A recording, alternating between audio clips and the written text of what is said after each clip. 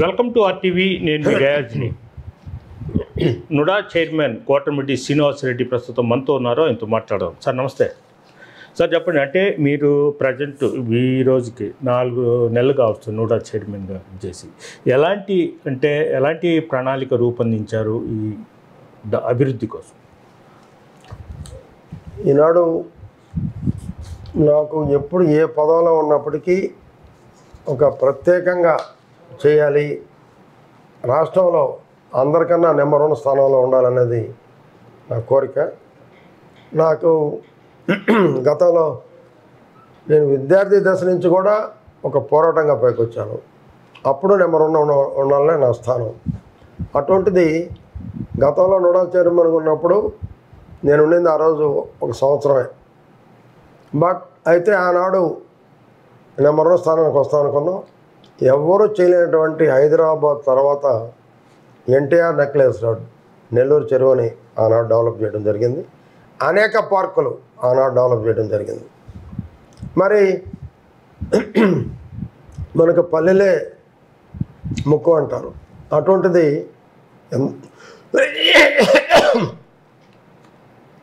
ఎంతోమంది మంత్రులు ఎమ్మెల్యేలు ఉన్నా పల్లెల్లో కూడా ఒక పార్కులు కట్టేటువంటి అవకాశం నాకు వచ్చింది. ఒక హరిజనవాడల్లో ఎంతసేపు పార్కులు అంటే ఒక పోస్ట్ లొకాలిటీ, ఒక పెద్దలు ఉండే ప్రాంతాల్లో ఎప్పుడు కూడా పార్కులు ఉంటాయి. అలా కాకుండా ఒక హరిజనవాడల్లో పార్కులు స్టార్ట్ చేసింది కూడా ఈ జిల్లాలో నేనే. ఆనాడు నెంబర్ 1 రావటం జరిగింది.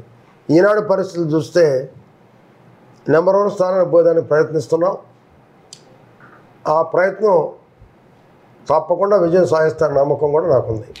ఒకటి శ్రీనివాస్, ఇప్పుడు మామూలుగా వైఎస్ఆర్సీపీ ప్రభుత్వంలో నూడాలు ఆర్థికంగా ఖజానాలు ఎంత ఉండింది మీరు వచ్చేటప్పటికి?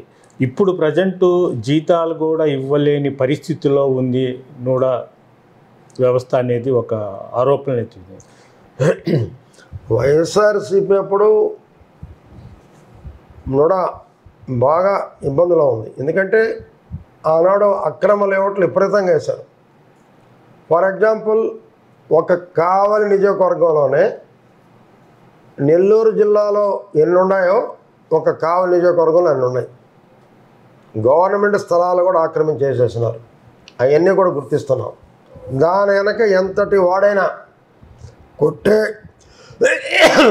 వాటిని ఆ గవర్నమెంట్ స్థలాన్ని మరి తీసుకునే అధికారం, అక్రమ లేఅవుట్ను తొలగించే అధికారం ఖచ్చితంగా నాకుంది. ఖచ్చితంగా దాని మీద చర్య తీసుకుంటాం. లోకల్ ఎమ్మెల్యేతో మాట్లాడతాం, బీదారాజేంద్రతో మాట్లాడతాం. అట్లాగే జిల్లాలో కూడా అక్రమ లేఅవుట్ల మీద ఉక్కుపాదం మోపుతాం. అదేవిధంగా ఎత్తుకుంటే నేను రాకముందు మా ప్రభుత్వం వచ్చిన తర్వాత నుంచి దాదాపు 32 కోట్ల పైన ఉండింది. ఇక్కడ 32 కోట్లలో ఒక మంచి అవకాశం నారాయణ గారు నూడా నుంచి అండర్గ్రౌండ్ డ్రైనేజ్కి దాదాపు 20 కోట్లు ఇవ్వడం జరిగింది. 20 కోట్లు 6 కోట్లు డ్రింకింగ్ వాటర్కి ఇవ్వడం జరిగింది. 3 కోట్లు కావలి మన కందుకూరు బొచ్చుడిపాలకి ఇవ్వడం జరిగింది. నేను వచ్చేదలకి దాదాపు 60 లక్షలు మాత్రమే, మీరు వచ్చేది 60 లక్షలు మాత్రం ఫండ్స్ ఉన్నాయి. ఇంకా జీతాలు పరిస్థితి ఏంటి అంటే కొన్ని లేఅవుట్లు వస్తున్నాయి, వాటి వరకు జీతాలు ఇస్తున్నాం. 50 లక్షల అమౌంట్ తక్కువ చూసుకోవాలి మేము ఇక్కడ. కానీ ప్రస్తుతానికైతే క్లిష్ట పరిస్థితి ఎదుర్కొంటున్నాం. బట్ కొత్త లేఅవుట్లు నారాయణ గారు చెప్పారు మంత్రి కలెక్టర్కి, అధికారులకి, ఎక్కడ గవర్నమెంట్ స్థలాలు ఉన్నాయో వాటిని ఎతికి మాకు ఇవ్వమన్నారు. పాపం జిల్లా కలెక్టర్ గారు నిజంగా ఆయన ప్రజా కలెక్టర్, ఆయన చాలా ఇంట్రెస్ట్గా ఉన్నాడు. మాకు ఇప్పటికే కొన్ని గవర్నమెంట్ ల్యాండ్ ఇవ్వడం జరిగింది. అది మాకు ఎంఏజీ లేఅవుట్కి ఇన్ఛార్జ్ ఉన్నటువంటి డానియల్ గారు, మా సెక్రటరీ గారు దాదాపు చాలా 200 ఎకరాల దాకా గుర్తించారు. అది మా వీసీ గారు వెళ్ళి రేపైనా చూస్తారు. వాటిని కూడా హ్యాండ్ ఓవర్ చేసుకొని ఆ గవర్నమెంట్ ల్యాండ్లో లేఅవుట్లు వేసి వాటి ఆదాయం సంపాదించి తద్వారా నూడాకి ఒక ఆదాయాన్ని పెంపొందించాలనే ఒక ఆలోచన మాలో ఉంది. ఇప్పుడు ఒకటి అంటే గత ప్రభుత్వంలో కొంతమంది లేఅవుట్ వేశారు, అంటే కావలి కావచ్చు, నెల్లూరు కావచ్చు, మొత్తం ఇప్పుడు వాళ్ళే మళ్ళీ వైఎస్ఆర్సీపీ నుంచి తెలుగుదేశం పార్టీలోకి వచ్చి ఉన్నారు. వాళ్ళు గతంలో ఆక్రమణలు చేశారు. అలాంటి వారిని మీరు ఏమైనా క్షమాభిక్ష పెడతారా, లేదంటే అలాంటి వాళ్ళ మీద కూడా చర్యలు తీసుకుంటారా? ఇప్పుడు అక్కడ ఉన్నప్పుడు చెడు, ఇక్కడికి వస్తే మంచి అలా ఉండదండి. తప్పు చేసే వాళ్ళని మా పార్టీలో ఉన్న వదలం, ఇంకో పార్టీలో నుంచి వచ్చినా వాళ్ళు వదిలే ప్రశ్నే లేదు. వాళ్ళు లేవట్లు ఉన్నా కూడా తప్పకుండా గవర్నమెంట్ ఏ పాలసీ తీసుకుంటుందో ఆ పాలసీకి గట్టిగా ఉంటాం. వాళ్ళ వెనక ఎంతటి వారున్నా వదిలే ప్రశ్నే లేదు. దాంట్లో ఎటువంటి అధికారాలన్నా కూడా అర్బన్ డెవలప్మెంట్ అథారిటీ అంటే చైర్మన్ నేను నాకుండా తప్పకుండా కఠిన చర్యలు తీసుకుంటాం. దాంట్లో మాత్రం వెనకాడే ప్రశ్నే లేదు. శ్రీనివాస్ గారు, ఒకటి అంటే వైఎస్ఆర్సీపీ ప్రభుత్వం వచ్చిన తర్వాత ఫస్ట్ నుంచి మీరు పోరాటాలు చేస్తూనే ఉన్నారు.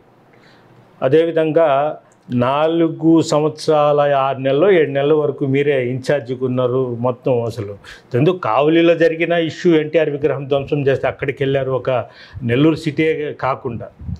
అయితే లాస్ట్ లిమిట్లో ఎందుకు ప్రతిసారి మీకు అంటే వేరే విధంగా అనుకోబండి, లాస్ట్ లిమిట్స్లో ఎమ్మెల్యే టికెట్ వచ్చిన తోక కట్ చేస్తారు కదా, ఆ విధంగా పార్టీ ఎందుకు అలా చేస్తూ ఉంది? మీ దగ్గర డబ్బు లేదనా ఏంది? మళ్ళీ మీకు వెనకాల బాలకృష్ణ గారు మీ దైవం ఉన్నారంటారు, మొత్తం ఉన్నారు, ఏదో ఒకటి ఇప్పుడు నూడా చైర్మన్ అలా ఇచ్చి సర్దేస్తున్నారు. అంటే దాంట్లో ఒకటి ఉందండి, నాలో ఒక పదవి ఉన్నప్పుడు దానికి న్యాయం చేయాలి.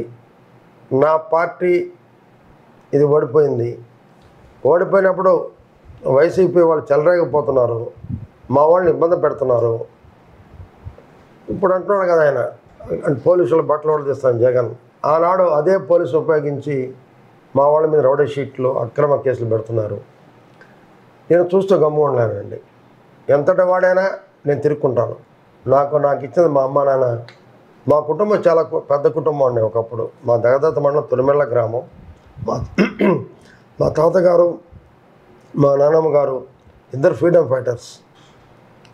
ఈ దేశ స్వాతంత్రానికి ఆకర్షించినటువంటి కుటుంబం మాది. ఆనాడు పెద్ద కుటుంబం మాది జిల్లాలో. ఆ కుటుంబంలో స్వాతంత్ర ఉద్యమంలో అప్పట్లో జైలు అల్లూరులో ఉండేది, అది ఎవరికి తెలియదు. ఆ జైల్లో కూడా మా అమ్మమ్మ, మా నాన్నమ్మ, మా తాతగారు ఉండేవాళ్ళు. ఉన్న ఆస్తులంతా కూడా ఆనాడు అలా అయిపోయినాయి మావి. 90స్లో కూడా కోటంరెడ్డి బ్రదర్స్ అంటే మీదే హవా ఉండేది. తర్వాత 2000 తర్వాత కోటంరెడ్డి వాళ్ళు కైవసం చేసుకున్నారు. వాస్తవమే కదా? వాస్తవం అండి. అంటే కొన్ని రాజకీయాల్లో జాతకాలు ఉంటాయి. రాజకీయాల్లో ఆనాడు నేదురుమల జనార్దన్కి యాంటీగా రాజశేఖర్ రెడ్డిని జిల్లాకు 2 సార్లు తెచ్చింది మేము. ఆ రోజు మీరు కూడా ఉన్నారు. తెచ్చింది మేము. ఆనాడు కోటంరెడ్డి బ్రదర్స్ సర్వోదయాలో మీటింగ్. ఆ రోజు రాజశేఖర్ గారు అన్నారు, నాకు జిల్లాలో నాకు కోటంరెడ్డి బ్రదర్స్ ఉంటే చాలు, నాకు ఎవరు పడలేదు. బట్ ఒకసారి బాధేస్తుంది అని ఆయన తలుచుకుంటే. అవతల వ్యాపారాల్లో కొంచెం ఇబ్బంది పడటం, మా అన్న రాజకీయాలు వదిలేసి హైదరాబాద్కి వెళ్ళిపోవడం, కానీ నేను ఒక్కడే కావడం, అది అట్లా వాళ్ళ కోటంరెడ్డి బ్రదర్స్ అయిపోయాడు. ఇక్కడ కోటంరెడ్డి నేను ఒక్కడే అయిపోయాను. అంటే వాస్తవంగా ఆర్థికంగా దెబ్బతినడానికి కారణము, రాజకీయంగా దెబ్బతినడానికి కారణం శ్రీనివాసుడి దగ్గర డబ్బు లేదు అంటారు. కరెక్టేనా? ఇప్పుడండి ఒకటి, నేను పార్టీకి ఏం తక్కువ చేశాను? పార్టీకి 3వ రోజు నుంచి జగన్ చూసి అందరూ భయపడే రోజుల్లో ఈ రాష్ట్రంలో బయటకు వచ్చిన వాళ్ళలో కొద్ది మందిలో నేను ఒక్కడిని. కొద్ది మందిలో అనేక సందర్భాల్లో 175 ఇన్ఛార్జీల్లో మా చంద్రబాబు నాయుడు గారు టెలికాన్ఫరెన్స్లో నెల్లూరులో శ్రీనివాసం చూసి నేర్చుకోండి, ఎన్ని కేసులు పెట్టా భయపడలేదు అని చెప్పిన సందర్భాలు ఎన్నో ఉన్నాయి. మరి ఆనాడే చెప్పిన సందర్భం కూడా ఉంది. ఇప్పుడు సుమారు 60 ఉంటాయా కేసులు? 64 స్టేట్లో ఫస్ట్ అండి. దాంట్లో అయితే ఫస్ట్ అండి. అంటే దానికి డబ్బులు అవసరం లేదు కదా, దాంట్లో ఫస్ట్. డబ్బులు లేకుంటే పార్టీని 4.25 సంవత్సరం నేను నడపడం అంటే చిన్న పని కాదు. అపోజిషన్లో మరి కరోనా సమయంలో అందరికి మాస్కులు ఇచ్చింది ఈ రాష్ట్రంలో ఫస్ట్ నెల్లూరు టౌన్. అందరికీ కరోనా ట్యాబ్లెట్లు పంచింది ఫస్ట్ నెల్లూరు 1. అందరికి కూరగాయలు పంపిణీ చేసింది నెల్లూరు స్టేట్లో నెంబర్ 1 అని చంద్రబాబు మెచ్చుకోవడం జరిగింది. ఆనాడు బాబు గారు ఫోటో వేసి మేమంతా కూరగాయలు పంచుతుంటే మా మీద 40,000 కేసు కూడా పెట్టడం జరిగింది ఎన్టీఆర్ నగర్లో. ఇవన్నీ కూడా అని ఎదుర్కొన్నాం. ఓకే, బాగానే ఉంది. మీరు పార్టీ కోసం పనిచేసే మొత్తం కార్యకర్తలు తెలుసు, నెల్లూరు ప్రజలు కూడా తెలుసు. అయితే ఇప్పటికీ ప్రజెంట్ మీకు నూడా చైర్మన్ పదవికి కూడా కొంతమంది అడ్డుపడుతున్నారు, రాజకీయంగా ఇప్పుడు కూడా ఇబ్బంది పెడుతున్నారు అంటారు మీ పార్టీలోని. అది కరెక్టే కదా? అది కరెక్ట్ అని నేను అనుకోను కానండి. ప్రతి పార్టీలో ఉంటాయి కొన్ని. నన్ను ఇబ్బంది పెట్టే వాళ్ళైతే ఎవరు లేరు. నాకైతే అందరూ సహకారం ఇస్తున్నారు. అటువంటి ఇబ్బందులు అయితే లేవు. ఎందుకంటే మీరు అన్నట్టు టికెట్ రాకపోవడానికి కారణం మీరు అడిగారు, బాలకృష్ణ గారు ఉన్నారు డబ్బులు లేవు అని. టికెట్ పెట్టుకునే డబ్బు అయితే నా కాడ ఉంది. కానీ బట్ అలాంటి పరిస్థితులు, ఇప్పుడు బాలకృష్ణ గారు ఈ ప్రపంచంలో నేను నమ్మేది ఆయన ఒక్కడే. కానీ ఈ రాష్ట్రంలో రాజకీయంగా నమ్మేది నన్ను ఒక్కడే. ఆయనది ఎటువంటి తప్పు లేదండి దీంట్లో. 2014లో కానివ్వండి, మొన్న 24లో కానివ్వండి. మొన్న 24లో అయితే నా దైవం ఆయన అన్న అవుతాడో దైవం అవుతాడో నా స్నేహితుడు అవుతాడో నాకు తెలియదు. కానీ ఆ ప్రేమని నేను ఎప్పుడు చూడలేదు. మొన్న ఆయనది ఒక పాయింట్ కూడా తప్పులేదు. ఏమైనా తప్పు ఉంటే నాలోనే ఉంది. అదేందనేది ఇప్పుడు చెప్పలేము బయట. కొన్ని రాజకీయాలు కొన్ని రహస్యాలు ఉంటాయి, అవి బయట చెప్పలేని కూడా ఉంటాయి. అది డబ్బు లేకపోయిందా ఇంకో రకంగా పోయిందా అనేది ఇప్పుడు కొన్ని సీక్రెట్ బయట చెప్పకూడదు. ఒకటి శ్రీనివాస్ రెడ్డి, మామూలుగా ఏంటంటే ప్రభుత్వ కార్యాలయాల్లో ముఖ్యమంత్రి, ఉప ముఖ్యమంత్రి, ప్రధానమంత్రి వాళ్ళు ఫొటోస్ పెట్టుకోవచ్చు. అయితే మీ అభిమానం ఉంటే మీ ఇంట్లో పెట్టుకోవచ్చు. ప్రదీప్, మా కెమెరామెన్ ప్రదీప్ ఒక్కసారి చూపి బాలకృష్ణ రెడ్డి ఫొటోస్ మొత్తం ఈ ఆఫీస్లో కూడా మీరు ఇటు చూస్తే బాలకృష్ణ, వెనక చూస్తే బాలకృష్ణ, మొత్తం అంత అభిమానమా? అటు చూస్తే బాలకృష్ణ ఉన్నారు, చంద్రబాబు నాయుడు గారు ఉన్నారండి. మామూలుగా మన జిల్లా ఎమ్మెల్యే కూడా కాదు. ఎందుకు అంటే అభిమానం ఉంటే మీరు ఇంట్లో పెట్టుకోవచ్చు. వెనకాల ముందు పక్కన ఎదుట మొత్తం బాలకృష్ణ అంటే ఆయన ఒక నాకు మీకు చెప్పాను కదండి, ఆయన నాకు దైవ సమానుడు.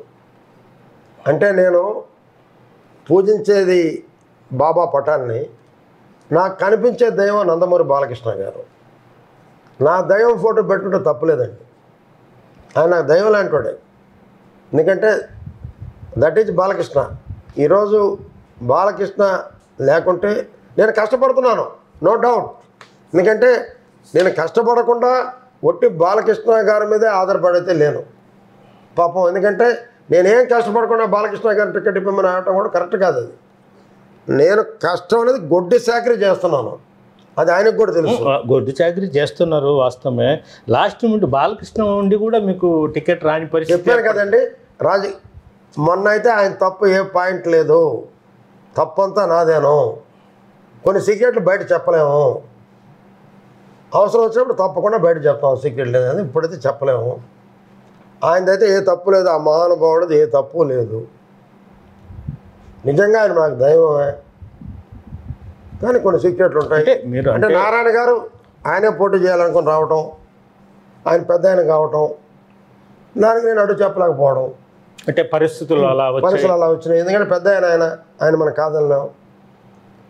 కానీ కొన్ని సీక్రెట్ బయట చెప్పకూడదు కదండి. ఇప్పుడు మీరు మామూలుగా వైఎస్ఆర్సీపీ ప్రభుత్వంలో సుమారు అంటే 50 చిల్లర 60 చిల్లర 64 ఫస్ట్ ర్యాంక్ స్టేట్లో ఫస్ట్ ర్యాంక్. ఎన్టీఆర్ విగ్రహం ఎక్కడ కావలిలో కూడా ధ్వంసం చేశారు. అక్కడ బాగా రౌడీజం, అక్కడ కూడా వెళ్ళారు మీరు. తర్వాత మీ ఇంటి మీద దాడి చేసి మీ మీద కారు కూడా తొక్కించడం, కాలు కూడా బాగా నుజ్జయి ఒక 6 నెలలు హాస్పిటల్. అంటే ఇలాంటి సంఘటనలు జరిగి అన్ని విధాలుగా ఇది చేశారు. కనీసం తనకు రాజకీయంగా అన్యాయం జరుగుతుంది, మీ అభిమానులు మీ దగ్గర మీ అంచరులే చెప్తారు. అది రాజకీయంగా నేను దురదృష్టవంతుడైనా ఒక ప్రజల అభిమానాన్ని పొందడంలో నిజంగా అదృష్టవంతుడిని. అంత బాలకృష్ణ అన్నాడు, నా కోటమిరెడ్డి నెల్లూరు టౌన్ నుంచి జిల్లా నుంచి రాష్ట్రానికి ఎదిగాడు, నాకు ఈరోజు చాలా ఆనందంగా ఉంది అని మాట్లాడిన సందర్భం ఉంది. అయితే కావలిలో ఎన్టీ రామారావు విగ్రహం పాల్గొంటున్నప్పుడు ఫస్ట్ రోజు బేదా రవిచంద్ర గారు, ఆ రోజు అజిత్ గారు, ఒకటి రెండో రోజు నుంచి నేను ఒకటి చెప్తా. అంటే 1994-97 అప్పుడు రాజీవ్ గాంధీ విగ్రహం అప్పుడు జనార్దన్ రెడ్డితోనే మీరు పోట్లాడి మొత్తం ఒక నెల్లూరు జిల్లా కాదు స్టేట్ లెవెల్లో కోటమిరెడ్డి బ్రదర్స్ అనేది ఒక గుర్తింపు తెచ్చుకున్నారు. 91 అండి, 91. ఇప్పుడు ఎన్టీ రామారావు విగ్రహం పెట్టిన దగ్గర రాజీవ్ గాంధీ విగ్రహం పెట్టాలని అవును దేశంలో ఫస్ట్ ప్రపోజల్ చేసింది మేమండి. దాన్ని ఆపాలని జనార్దన్ రెడ్డి, ఆనాటి లోకల్ గానవాళ్ళు ఇద్దరు కలిపి దాదాపు ఆ రోజు మీకు తెలుసు, మీరు కూడా రాజకీయాల్లో ఉన్నారు ఆనాడు, దాదాపు వేలాది మంది పోయేవాడు శంకుస్థాపనకి. నిజంగా అదొక చరిత్ర అండి. ఈ జిల్లాలో ఏ పార్టీకి అంత జనం, వారం నుంచి 144 సెక్షన్ అంటున్నారు, పోలీసుని వేలాది మందిని పెట్టారు, అయినా వేలాది మంది అక్కడికి మేము వెళ్ళామంటే ఆ చరిత్ర మాదే. ఆ రికార్డుని ఎవరు బద్దలు కొట్టలేరు, ఎవరు చేయలేరు కూడా. అటువంటి పోరాటం చేసి ఆ రోజు జనార్దన్ రెడ్డి ముఖ్యమంత్రిని ఎదిరించినటువంటి కుటుంబం మాది. అవును, ఈరోజు చిన్న వాళ్ళ గురించి ఆలోచించాల్సిన అవసరం లేదు, అసలు వాళ్ళ గురించి పట్టించుకోవాల్సిన అవసరం కూడా లేదు. అవును, అంటే కావుల్లో ఎన్టీఆర్ విగ్రహం ధ్వంసం అప్పుడు కూడా మీరు అవునండి, నాతో బాలకృష్ణ గారు చెప్పారు, నువ్వు పోయి చూసుకోవాలన్నారు. ఒకటే నా నాయకుడు, నా దైవం నాకు ఆదేశం ఇచ్చింది. వాళ్ళు ఫుల్ రౌడీజులు ఉన్నారు. ఫుల్ రౌడీజులు ఉంటే ఏ రోజుకి ఆ రోజు పోయేవాడిని, మీసాలు తిప్పి ఛాలెంజ్ చేసేవాడిని, ఎమ్మెల్యేని రారా దమ్ముంటే రారా రోడ్లోకి అని చెప్పి పిలిచేవాడిని. ఒకరోజు అయితే ఫర్ ఎగ్జాంపుల్ చిన్న ఉదాహరణ చెప్తామండి. ఆ రోజు మొత్తం కరోనా సమయం, ఆ రోజు ప్రెస్ మీట్ పెడుతున్నాం అంటే ముందు రోజు మమ్మల్ని తిట్టున్నారు. నేను కావాలకి వచ్చే ప్రెస్ మీట్ పెడతాను రా, దమ్ముంటే ఆపుకోమన్నాను. ఆ రోజు నాకు ఇక్కడ ఎన్టీఆర్ నగర్ మిత్రుడు నాగేంద్ర అని ఉన్నాడు. అతను ఏం చెప్పాడంటే, అన్న నేను ముందు పోతాను, రూట్ చూస్తాను, అవతల మీరు రండి అరగంట తర్వాత అన్నాడు. సరే మేము కరెక్ట్గా బేదా మస్తాన్ రావు గారి హ్యాచరీ అంటే బిట్రగుంటతో దాటుతున్నాం. కరెక్ట్గా ఫోన్ చేసాడు అతను, అన్న అక్కడ మన కావలి దగ్గర 3 నావాల దగ్గర దిగుతాం కదా, అంటే టోల్ గేట్ తర్వాత. అవును, అక్కడ 200 మంది ఆ కర్రలు పట్టుకొని ఉన్నారు. మమ్మల్ని అడిగారు, మేము కారపం ఎవరని, మేము గుడ్లు కొనుక్కొని వచ్చామని చెప్పాం. ఇటైతే దిగొద్దనా, పరిస్థితి బాగాలేదు అని. నేను ఒకటే చెప్పాను, నాతో మా కావలి వాళ్ళు ఫోన్ చేశారు, వద్దన్నా మనం ఈరోజు మనం క్యాన్సిల్ చేస్తాం, మీరు వెనక్కి పోమని. జీవితంలో వెనక్కి పోలేదు, వెనక్కి వెళ్ళను అన్నాను. సరే వాళ్ళు ఇమ్మీడియట్గా బేదా గారికి ఫోన్ చేశారు, బేదా రవిచంద్ర గారికి. బేదా రవిచంద్ర గారిని నేను అభిమానించే నాయకుడు ఆయన. బాలకృష్ణ గారి తర్వాత ఈ జిల్లాలో ఆయన అభిమానిస్తారు ముందు. ఎందుకంటే నాలో ఉండి దాచుకోను, నేను కుండను బద్దలు కొట్టినట్టు మాడతాను. దానివల్ల నాకు నష్టం రాని, ఆదాయం వస్తుందని ఎదురు చూడను, నష్టం వస్తుందని భయపడను. రెండో అయితే లేవు నాలో. బేదా గారు ఫోన్ చేసి ఏందన్నా అన్నాడు. నేను వెనకపోను చెప్పి మీకు తెలుసు కదా అన్న. సరే ఒక పని చేయనా, అక్కడ దిగబాకు, అటు వెళ్ళి పాత రూట్లో వచ్చేసి అన్నాడు. ఓకే అన్న. పాత రూట్లో పోవటం, పోలీసు రావటం, మేము తిరుగుకోవటం, ప్రెస్ అంతా నాకు సపోర్ట్ చేయటం. వాడు మీసం తిప్పరే ఎమ్మెల్యే మీ ఊరికి వచ్చారా, ఇంటికాడికి వచ్చా ఏం చేస్తావు చేయని చెప్పడం, పోలీసు డిఎస్పీ బతిలాడి సెక్యూరిటీ ఇచ్చి బయట దగ్గర పంపించడం జరిగింది. ఇవన్నీ నాకు పెద్ద లెక్కగా, నాకు పార్టీ ముఖ్యం. నాకు ముందు పార్టీ ముఖ్యం నా ప్రాణానికన్నా. మీరు చెప్పారు మీ మీద రైడ్ చేశారు, మేము చంపాలని చూసాం, అసలు చంపాలని చూశారు. నిజమైతే సరిగ్గా పోలీస్ సపోర్ట్ వాళ్ళకి. మరి వెనక 2 వ్యాన్లు ఉన్నాయి, ఇంట్లోకి వచ్చి కొట్టిపోయారు. ఇంట్లోకి వచ్చాడు ఒకడు ముందు, ఆడ మొత్తం సీసీ కెమెరాలు ఉన్నాయి, వెనక 2 కార్లు ఉన్నాయి. నా ఫోన్ కూడా హ్యాక్ చేశారు అన్నాడు. మరి నా ఫోన్ ఏంది నా నెంబర్లు పోయినాయి అంటే నా కొడుకు మా డ్రైవర్ చూస్తూ ఉన్నారు. ఇంతలోకి ఒకడు వచ్చాడు, వాడు తలుపు తీశాడు. ఎవరు కాదు నేను కూర్చొని కొట్టాడు. మా బాబు వాళ్ళు వచ్చి ఎవరో మా నాయన కొడతామని చెప్పి వాడిని ఒక తోపు దేస్తే వాడు పడిపోయాడు. అంటే నా ఇంట్లోకి వచ్చినప్పుడు నా రక్షణ కోసం ఏమైనా చేయొచ్చండి. వాడు తిరిగి కూడా పాలేడు. కానీ ఎలా పంపించామనేది అంటే ఒక పెద్ద వ్యక్తిగా ఒకటి ఆలోచించాను, ఇది కరెక్ట్ కాదేమో అనుకుని. ఇంకోటి ఏంటంటే మా వాడు అమెరికాకి వెళ్ళాలి. ఈరోజు నేను రాజకీయంగా వచ్చాను, నేనేం పెద్దగా బాగుపడింది లేదు. వాస్తవంగా ఎత్తుకుంటే నేను బాగుపడింది లేదు, దానివల్ల పెద్ద లబ్ధి పొందింది లేదు. నేను నష్టపోయాను, నా అనుచరులు నష్టపోయారు. నిజంగా ఒక్కసారి తలుచుకుంటే నాకు నిజంగా ఏడిపోస్తాను ఒక రాత్రి. మీరు వాస్తవంగా నమ్మండి నమ్మకపోండి, నా అనుచరులకు ఏం చేయలేకపోయాను అనే ఆలోచన నాలో ఉంది.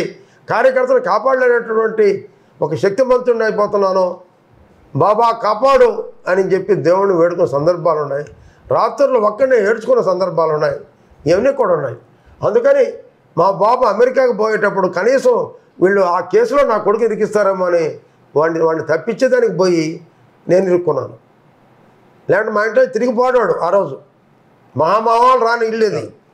ఆఫ్టర్ ఇల్లంతా ఆ రోజు అనిల్ ఎంత, వాళ్ళ తమ్ముడు ఎంత నా మీదకి వచ్చారు. మా ఇంటి మీదకి చూశాను, వెనక 2 కార్లు ఉన్నాయి. నువ్వు వెళ్ళిపోరా అన్నాను. కానీ నేను షాక్. నా కొడుకు బలవంతుడు కాబట్టి నన్ను నానా నీ మీదకి వస్తున్న కారు వెనక్కి లాగాడు. లాక్కుంటే ఆ కారు నన్ను ఈడ్చుకొని ఒక 1/2 కిలోమీటర్ వెళ్ళిపోండేది. ఈరోజు శ్రీనివాస్ రెడ్డి లేడు. ఆ రోజు నా కొడుకు లాక్కుంటే. కానీ భయపడలేదే, పోరాటం కొనసాగించానే, ఎక్కడ వెనక అడుగు వేయలేదే. పోతే ప్రాణమే, కానీ నాకు పార్టీ, నా ప్రాణం కన్నా నాకు పార్టీ ముఖ్యం. ఈరోజు నా బాబు మా పాప ఇద్దరు హ్యాపీ, ఇద్దరు అమెరికాలో ఉన్నారు. నా పాప జాబ్ చేస్తుంది, నా బాబు చదువుతున్నాడు, వ్యాపారం చేస్తున్నాడు. వాళ్ళు ఉన్నటువంటి ఒకే ఒక దృక్పథం, మా నాన్న దగ్గర డబ్బులు లేవంటున్నారు. ఆ డబ్బులేదో నేను సంపాదించి చూపించాలి. మా నాన్న కార్యకర్తలను కాపాడాలంటున్నాడు. ఆ కార్యకర్తలకి ఏందో నేను ఉపయోగపడాలి.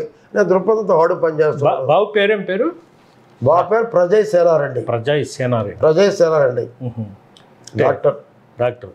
ఓకే. ఎంబీబీఎస్. ఇప్పుడు సరే, వైఎస్ఆర్సీపీ ప్రభుత్వంలో మీకు అన్యాయం జరిగింది పోలీస్ పరంగా అన్ని విధాలుగా. ఇప్పుడు మీ అధికారంలో వచ్చారు, మీకు కొట్టినోళ్లకు మళ్ళీ రిటర్న్ మళ్ళీ గిఫ్ట్ ఇస్తారా? రిటర్న్ గిఫ్ట్ ఇవ్వాలంటే నాకు ఇప్పుడుగా అధికారం రాబడలేదండి. ఆ రోజే రిటర్న్ గిఫ్ట్ ఇచ్చునేవాడిని. ఎందుకంటే నేను వెళ్ళబడలేదు. నా మనుషులు 5 నిమిషాల్లో ఏదైనా చేయగలరు. అటువంటి శక్తి, అటువంటి వ్యక్తి నాకున్నారు. నా కోసం దేనికైనా సిద్ధపడేవాళ్ళు ఉన్నారు ఈరోజు. అది ఎవరికీ లేరు. అది నిజంగా నా అదృష్టం. కానీ అధికారం వచ్చింది కదా అని గిఫ్ట్ ఇవ్వలేదు. సమయం వస్తుంది, సందర్భం ఉంది. అధికారం వచ్చిందని గిఫ్ట్ ఇచ్చాడు శ్రీనివాడు అనే పేరు నాకు రాకూడదు. అందుకే వెయిట్ చేస్తున్నాను. గిఫ్ట్ ఇవ్వకుండా అయితే వదిలే ప్రశ్నే లేదు. దాన్ని ఏదో రాజకీయంగా అబద్ధాలు చెప్పడం అవన్నీ కాదు. గిఫ్ట్ ఎవరో ఒకరు ఇస్తారు, ఇవ్వకుండా పోరు. గిఫ్ట్ అయితే ఇస్తారు, ఇచ్చి తీరుతారు. శ్రీనివాసరెడ్డి గారు, ఇంకోటి, నిన్న నెల్లూరు రూరల్ ఎమ్మెల్యే కోటమిరెడ్డి శ్రీధర్ రెడ్డి ఆనం వివేక విగ్రహం ఏర్పాటు చేస్తా, నా సొంత డబ్బులతోనే కాశీ విగ్రహం ఏర్పాటు చేస్తాను, దానికి ఒక స్థలం కేటాయించాలంటూ మున్సిపల్ కమిషనర్ సూర్యతేజ కూడా ఒక లేఖ ఇవ్వడం జరిగింది. అంటే ఫస్ట్ మీరు ప్రకటించున్నారు, నేను విగ్రహం ఏర్పాటు చేస్తాను ఆ సొంత డబ్బులతో అని కూడా. ఇప్పుడు మీరు చేస్తారా, ఆయన చేస్తారా? ఇద్దరు ఒకే పార్టీలో ఉన్నారు. ఓకే అండి. నోడా చైర్మన్గా ప్రమాణ స్వీకారం చేసే రోజు వివేకానంద రెడ్డి బతికున్నప్పుడు ఆ లాస్ట్ రోజులు ఆయనకి నాకు మాటలు లేవు. బట్ అయితే అటువంటి నాయకుడు అయితే నెల్లూరుకు ఉండాలి. ఎందుకంటే రాజకీయంగా పడకపోవచ్చేమో కానీ అతనిలో ఉన్నటువంటి మంచిని కూడా మనం తీసుకోవాలి. రోడ్లో ఆడుతూ పాడుతూ తిరుగుతూ ఎప్పుడూ ప్రజల్లో ఉంటూ ఆర్థికంగా డబ్బులు ఖర్చు పెట్టకుండా 4 సార్లు గెలిచినటువంటి ఒక మహోన్నత వ్యక్తి. మున్సిపల్ చైర్మన్గా ఒకసారి పబ్లిక్ ఎలక్షన్, అదే రకంగా 3 సార్లు వరుసగా శాసనసభ్యుడు. అటువంటి వ్యక్తిని ప్రజలు మరిచిపోకూడదు. రాజకీయం వేరు, వ్యక్తిగతం వేరు. అందుకని అతని విగ్రహం పెట్టాలి అని ఆ రోజు నేను ప్రకటించాను. దాని తర్వాత రామనారాయణ గారితో మాట్లాడాను. అటే సరే మంచి స్థలం చూద్దాం సరే నువ్వే పెడుతూ అన్నాడు. దాంతో కూడా మొంగమూరు సీతాకృష్ణారెడ్డి గారు ఆయన ఎంతో ప్రజలకు సేవ చేశాడు, ఒక పెద్ద మనిషి. అదే రకంగా ఒక ముఖ్యమంత్రిగా నాకు పడకపోయినా మాజీ ముఖ్యమంత్రిగా నేదురుమల జనార్దన్ రెడ్డి గారి విగ్రహం, అదే రకంగా ఒక్కాల రాజేశ్వరమ్మ గారు ఒక ఎంపీగా ఎంతో సేవ చేసింది ఆవిడ. లాస్ట్కి ఒక క్యాన్సర్ జబ్బుతో మరణించడం జరిగింది. ఆవిడ పేరుతో పార్క్ కూడా నేను పెట్టాను.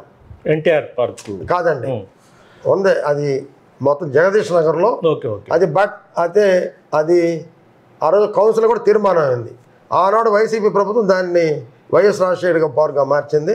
కానీ దాన్ని అతి త్వరలో ఒక్కాల రాజేశ్వరమ్మ పార్క్గా రేపు మార్చబోతున్నాం. ఎందుకంటే మాకు తీర్మానం అయింది కనుక. ఇది ఎన్టీఆర్ నెక్లెస్ రోడ్ ఇక్కడ, ఏది మన నెల్లూరు ఎన్టీఆర్ నెక్లెస్ రోడ్ అని మీరు పెట్టారు. వైఎస్ఆర్సీపీ ప్రభుత్వంలోనే దాన్ని ఘాట్గా మార్చారు. కాదండి, అది ఎప్పటికీ ఎన్టీఆర్ నెక్లెస్ రోడ్డే మొత్తం. అది ఘాట్గా వినాయకుడి నిమజ్జనం కోసం అక్కడ సీతారెడ్డి గారు ఒక ఘాట్ అక్కడ వరకు ఘాట్ అంటే వినాయక్ ఘాట్ని పెట్టే తప్ప అది టోటల్గా ఎన్టీఆర్ నెక్లెస్ రోడ్డే. ఈరోజు సీతారెడ్డి గారు కూడా చెప్తున్నారు కదా, దాన్ని అయితే నో చేంజ్. అది కౌన్సిల్ తీర్మానం అయింది, దాని మీద పెట్టున్నాం పేరు కూడా ఎన్టీఆర్ నెక్లెస్ రోడ్ అని. ఆ బోర్డులు పెరికేశారు, మళ్ళీ బోర్డు పెట్టిస్తాం. దాంట్లో సీతారెడ్డి గారు కూడా దాంట్లో ఇంకొక ఆలోచన లేదు. ఈరోజు మీరు అడిగారు విగ్రహం మీరు పెడతారా సీతారెడ్డి గారు పెడతారని. తప్పే ఉంది. నేను అడిగాను సీతారెడ్డి గారు ఆయన సొంత డబ్బులతో నేనే పెడతాను, పెట్టమనండి. ఎవరు పెట్టే తప్పలేదు, ఆయనే పెట్టమనండి. దాంట్లో పోటీలు ఎందుకు? వివేకానంద గారి విగ్రహం నెల్లూరులో ఉండాలి. ఆయన చూసుకొని నేటి తరం ఆయన మర్చిపోకూడదు. ఆడుతూ పాడుతూ గెలిచాడు, నిరంతరం ప్రజలతో ఉండేవాడు, వేరే విషయాలు నేను వెళ్ళటం లేదండి. అటువంటి వ్యక్తిని నేను మొత్తం ప్రజలు నిరంతరం గుర్తుపెట్టుకోవాలనేది నా కోరిక. అది ఈరోజు నేను అడిగాను, ఫస్ట్ అడిగినటువంటి ఘనత నాదే. అది ఈరోజు మా సోదరుడు చేయబోతున్నాడు, మంచిది. నేను నిజంగా దాని సీతారెడ్డిని అభినందిస్తున్నా. తప్పకుండా ఆయనే చేయమనండి, ఇబ్బంది లేదు. ఇప్పుడు ఈ ఎన్టీఆర్ నెక్లెస్ రోడ్డు ఉంది కదా, అదేవిధంగా అది డెవలప్ చేసి ఏమైనా విగ్రహాలు లేదంటే తప్పకుండా సీతారెడ్డి గారితో మాట్లాడి అక్కడ రోడ్లు కూడా కొంత దగ్గర పోయి ఉన్నాయి. అవన్నీ కూడా రేపు మా నొడాలో మాకు ఆర్థికంగా కొంచెం స్టెబిలిటీ వచ్చిన తర్వాత అదే సీతారెడ్డి గారితో మాట్లాడి దాన్ని ఇంకా డెవలప్ చేసి దాన్ని బ్రహ్మాండంగా తయారు చేసి దానికి కూడా సిద్ధం. అది సీతారెడ్డి గారితో మాట్లాడి చేస్తామని చెప్పి కూడా తెలియజేస్తాం. అంటే రింగ్ రోడ్డు, నెల్లూరుకి రింగ్ రోడ్డు పడబోతుంది అన్నట్లు ఎంతవరకు వచ్చింది ఏంటది? అంటే ఇప్పుడు దాదాపు మాస్టర్ ప్లాన్ తయారు చేస్తున్నామండి. ఇంకా మాస్టర్ ప్లాన్ వచ్చి 1800 చదరపు అడుగులు చేస్తున్నాం. సారీ 1800 చదరపు కిలోమీటర్లు. మాస్టర్ ప్లాన్లోనే రింగ్ రోడ్డు వస్తుంది, ఇంచుమించు దాన్ని బట్టే వస్తుంది. మాస్టర్ ప్లాను అప్పట్లో 1 ఇయర్లో చేయాలి. వైసీపీ ప్రభుత్వం దాన్ని పట్టించుకున్న దాఖలాలు లేవు, వాళ్ళతో మాట్లాడిన దాఖలాలు లేవు. ఆర్వీ అసోసియేట్కి దాదాపు ఆ రోజు ఎవరు కమిషన్లు తీసుకున్నారో నాకు తెలియదు, కానీ 8 కోట్లు ఇచ్చారు. తప్పది, దాదాపు 4 కోట్లు కూడా చేయదు, కానీ ఇచ్చేసారు అగ్రిమెంట్. ఇప్పటికే 3 కోట్లు డబ్బులు ఇచ్చాం, ఇంకా పని జరగలేదు. మనం కూడా చాలా గట్టిగా చెప్పడం జరిగింది, 3 నెలల్లో పూర్తి చేసి ఇవ్వమన్న మాస్టర్ ప్లాన్ ఆగిన వెంటనే రింగ్ రోడ్ను కూడా స్టార్ట్ చేస్తాం. నెల్లూరుని అపురూపంగా తీర్చిదిద్దుతామనే నమ్మకం నాకుంది.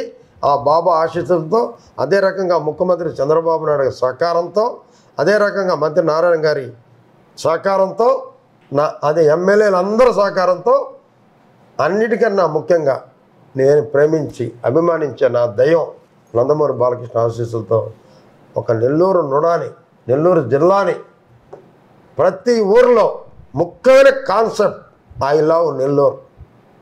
ఐ లవ్ నెల్లూరు అనేది ఐ లవ్ నెల్లూరులో, I love Kavali, I love Udayagiri, I love Sarvepalli, I love Kovur, ఇట్లా ఏ కాన్స్టిట్యున్సీకి ఆ కాన్స్టిట్యున్సీలో ఆ బోర్డులు రావాలి.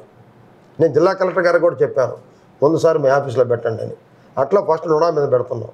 ప్రతి దగ్గర, ప్రతి స్కూల్లో, ప్రతి కాలేజ్ దగ్గర ఈ నినాదాన్ని మారుమోగిస్తాం. ఎందుకంటే నేను నెల్లూరుని ప్రేమిస్తున్నాను అనే భావన అందరిలో కలగాలి.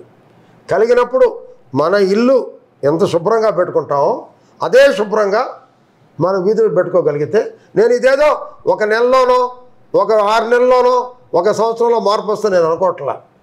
కనీసం 5 సంవత్సరాలైనా ప్రజల్లో మార్పు వస్తుంది. రాష్ట్రంలో నెల్లూరు జిల్లా ఫస్ట్లో తేవాలనేది నా ప్రయత్నం. ఐ లవ్ నెల్లూరు అనే సిద్ధాంతం రావాలి, ప్రజల్లో మార్పు తేవాలి. నెల్లూరు నగరాన్ని సుందరంగా ఈరోజు నారాయణ గారు ఒక పచ్చదనం పరిశుభ్రత తేవాలంటున్నాడు. ఆయన చేసే పనిలో మేము భాగస్వాములై నెల్లూరుని ఒక మంచి అభివృద్ధి పథంలో తీసుకుపోవాలనేటటువంటి కోరిక నాకుంది. తప్పకుండా ఆ దేవుని ఆశీస్సుతో ముందుకు పోతాను. శ్రీనివాసరెడ్డి, ఒకటి మొన్న 25 ఎన్నికల్లో నారాయణ పోటీ చేయకుంటే 24లో పోటీ చేయకుండా వేరే వ్యక్తి అయితే మీరు ఒప్పుకునేవాళ్ళ? నారాయణ గారు అప్పుడు నో డౌట్ నేనే అభ్యర్థి. నారాయణ గారు కానప్పుడు వేరే అభ్యర్థికి వచ్చే ధైర్యం లేదు, వేరే అభ్యర్థికి ఒప్పుకునే ప్రశ్నే లేదు. 1000% నేనే అభ్యర్థి, నో డౌట్ దాంట్లో. ఇప్పుడు మీకు ఎమ్మెల్సీ ఇస్తారని హామీ ఇచ్చారని చెప్తారు మీ బాలకృష్ణ గారు. అంటే నాకైతే అవన్నీ తెలియదండి, అవన్నీ బాలకృష్ణ గారు చూసుకుంటున్నారు. ఆయనైతే నాకు కూడా ఏం చెప్పడు. నేను కూడా ఆయన ఖచ్చితంగా మీకు చట్టసభల్లోకి పంపిస్తానని హామీ ఇచ్చారు అనేది నాకు ఆయన మధ్య హామీలు ఉండవండి. ఇప్పుడు ఫర్ ఎగ్జాంపుల్ చాలామంది అనేవాళ్ళు అన్నా నోడా నీకు రాకొద్దంట, కొంతమంది రాకుండా చేయాలన్నారు, నువ్వు ఒకసారి హైదరాబాద్ పోరా అని. నేను ఒక నవ్వు గమ్ముకునేవాడిని. ఎందుకంటే నేను హైదరాబాద్ పోయి నేను ఆయన అడగాల్సిన అవసరం లేదు. ఒక్కసారి మీ ఇద్దరం మాట్లాడుకుంటాం అంతే, ఇంకా ఆయన చూసుకుంటాడు అవన్నీ. నేను ఆయన ఇంటికి పోయిన దానివల్ల ఆయన ఎక్స్ట్రా చేసేది లేదు, నేను హైదరాబాద్ పోయిన తర్వాత ఆయన ఎక్కువ మాట్లాడేది కూడా లేదు. అది వీళ్ళకి తెలియదు ఆ బంధం. అందుకని నేను నీకు రాదంటున్నాడా ఆయనకు చాలామంది అంటే నేను నవ్వుతా జవాబు చెప్పాను, ఓకే ఓకే ఓకే. ఎందుకంటే అది వస్తుందని నాకు తెలుసు. That is Nandamuri Balakrishna. బాలకృష్ణ మాటిస్తే ఎంత దూరం నిలబడతాడనేది అతను సినిమాలు అంటుంటాడండి. నేను నమ్మితే ఎంత దూరం వెళతాను ఆ వారి కోసం అని సినిమా డైలాగ్ కాదు అది, ఆయన వ్యక్తిగతంగా కూడా అదే. ఒకవైపే చూడు ఇంకోవైపు చూడొద్దు అనేది కూడా వ్యక్తిగతంగా తనలో ఉన్నటువంటి ఆలోచన అభిప్రాయం అండి, దాంట్లో నో డౌట్. అయితే నాకు ఎమ్మెల్సీ ఇస్తామని చెప్పలేదు, ఆయన మనసులో ఏముందో నాకు తెలియదు. చివరిగా అంటే మళ్ళీ రాబోయే ఇంకా 3-4 సంవత్సరాలకి ఎన్నికలు రాబోతున్నాయి. అప్పటికి ఇప్పుడు నెల్లూరు సిటీ, నెల్లూరు రూరల్ ఉంది, మళ్ళీ పెరిగే అవకాశాలు, నెల్లూరుని 2 చేస్తారని కూడా ప్రచారం జరుగుతుంది, బిట్ 1 బిట్ 2 అని.